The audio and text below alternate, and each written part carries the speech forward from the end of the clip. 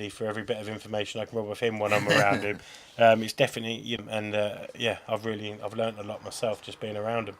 I think that's one of the great aspects about the event. I mean, there's a great international blend of knowledge and skills, and I think that's one of the things I've seen. I mean, going back to, I think it was Medine. I think a good number of years ago.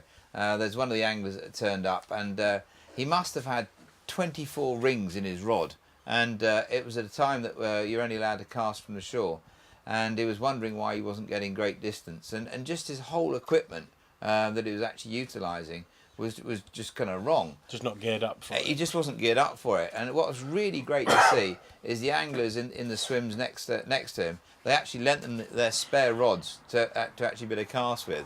And I just thought that really typified exactly everything we wanted to do with the World Carp Classic, and make sure that it was something that it was a great event for everybody involved. I have no doubt that on a modern level that would happen again. If I was to come out here and run over my rods, or blow up my spod rod, or lose a battery, or break a motor, that if there was someone that could possibly lend me one, I have no doubt that you'd get one buzzed over pretty quick. Sure, yeah. And that sort of goes up to to say everything about the match, really. And I think we had a few years ago at Medine, I think it was Team USA. Yeah. Flew over and expecting a load of gear to turn up, and they didn't have anything. They didn't have a single bit of gear, and somehow or other we managed to get them going, get them all kitted out, and get them a boat and everything, boats and bed chairs, bivvies, rods, and they were able to fish. Yeah, I mean, I think that's a great thing to sort of.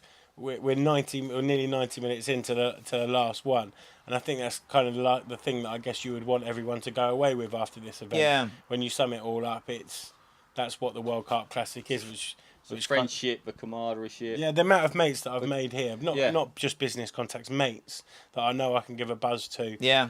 It's virtually everyone I've come across has been that I can have a verbal conversation with because I speak the language.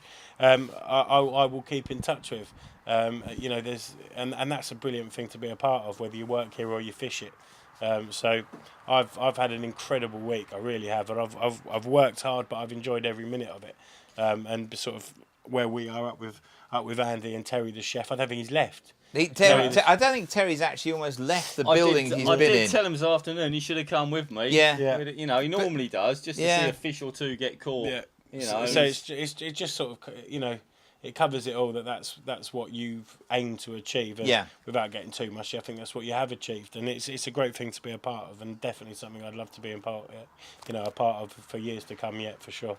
Well, I think it's a pleasure to put the event on. I'm not pretending it's easy to do at all. It's not. It's very hard, and I think it does involve a great team of people working together to make it all happen.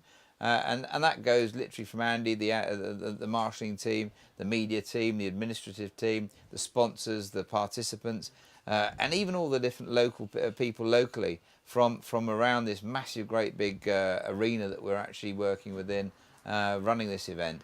All the local community, and even down to like the local petrol stations, and how cooperative they've been when we needed extra fuel for the boat that we've got, and different things. There's a massive big thank you to so many different people. But as we draw to the close of this particular programme, the trophy tomorrow, when that gets presented to the World Carp Classic champions, that is going to be an absolutely incredible moment.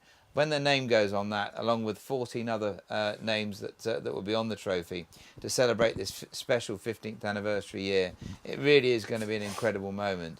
And their image, their likeness will be used all over the world and seen by hundreds of thousands of people in magazines and videos and different things. It's going to be an incredible year ahead for them. I'd go as far as say it would be life-changing for them. But without further ado, I'd like to thank Nick and Andy and all the guests and the sponsors, to Dynamite and everything. And the event's not over yet. We've got the closing ceremony tomorrow, which will also be live. But it really has been a pleasure to put this event on so far. Really looking forward to seeing what happens over the next few hours over tonight and tomorrow morning, up until the point we actually light the touch paper and the rocket goes off to conclude this event. So thank you all very much, and good night.